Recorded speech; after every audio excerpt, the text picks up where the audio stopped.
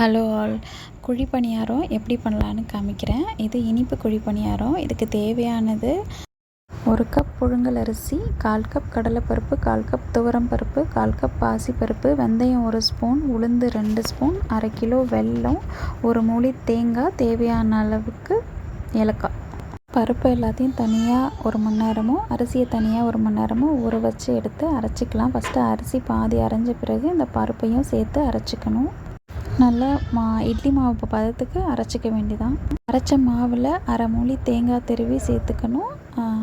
வெல்லத்தில் எப்பயுமே தூசு இருக்கும், அதனால் வெல்லத்தை இடித்து 1/4 டம்ளர் தண்ணி ஊற்றி அதை கொதிக்க வச்சு அதையும் வடிகட்டி தனியாக எடுத்து அதையும் இந்த மாவோடு மிக்ஸ் பண்ணிக்கலாம். இதில் மாவு, தேங்காய், வெல்லம், கொஞ்சம் ஏலக்காய் எல்லாத்தையும் நல்லா மிக்ஸ் பண்ணி ஒரு 1 ஹவருக்கு புளிக்க விடணும்.